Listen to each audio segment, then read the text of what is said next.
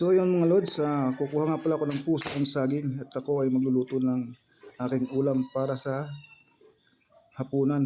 Ito, magluluto tayo ng ginataang puso ng saging mga lods. So yun mga lods, good evening. Magluluto nga pala ako ng ginataang puso ng saging. Iyatin natin mga lods ng mabilisan. Mabilisan gaya ito mga lods dahil gabi na. You know?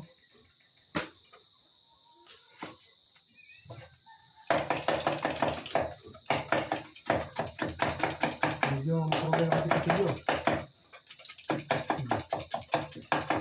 Mabilisan pero dahan-dahan kasi baka mahiwa tayo. Hindi tayo makapagluto.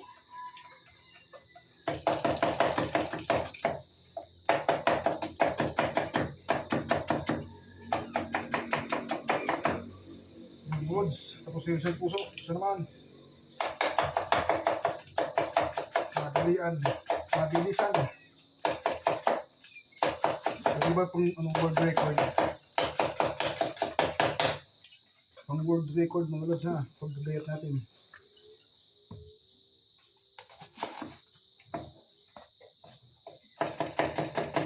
Medyo kulang na sa practice.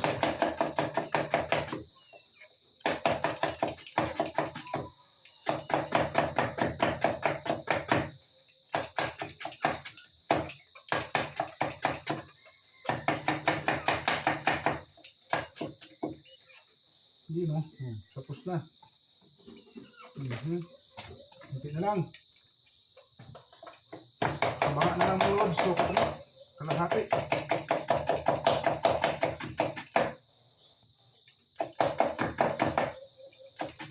Magugulot tayo ng ginataang puso ng saging na may sardinas mga lods. Okay, finish. Mabilisan lang gayat mga lods.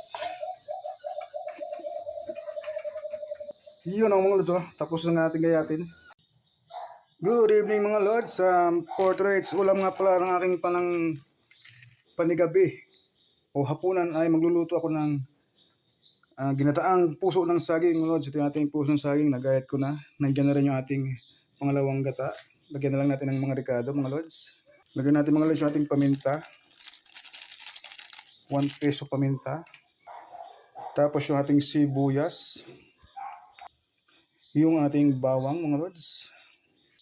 At syempre yung ating tak Ajinomoto. Tapos timplahan na rin natin mga lods ng isang dakot na asin. Yun o. Tapos mga lods, salang natin sa ating mahiwagang kalang di uling. So yun mga lods, ilagay na rin natin yung ating tinapa. Yun yung ating lahok o bangot. Haluin lang natin konti mga lods dahil kumukulo na yung ating pangalawang gata. Para malutuin yung nasa ibabaw. Balik rin natin mga lods. Yun o. Sarap ito mga lods, puso ng saging na ginataan. Tapos maraming sili. Tanggal ang ginaw ngayong Valentine's Day. So mga lods, lagyan natin siya ng maraming sili. Carolina Reaper, tapos yung siling labuyo. Lagyan natin yung lods. Yun o. Ang painit ngayong Valentine's Day. Dahil wala magpapainit sa atin. Ilagay na rin natin mga lods yung ating kakang gata. Yung purong gata mga lods. Sarap yung maraming sabaw para masarap yung higop.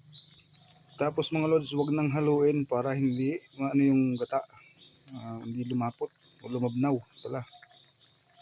Yun nga pala mga lods, nilagay ko na pala yung dahon ng sili o talbos ng sili. Pangpabango sa ating ginataang puso ng saging. Yun ang mga lods oh. So yung kumukulo na mga lods, pwede nating haluin yung ating ginataang puso. Yun oh, sarap oh. Ang lapot ng sabaw mga lods oh. Yummy.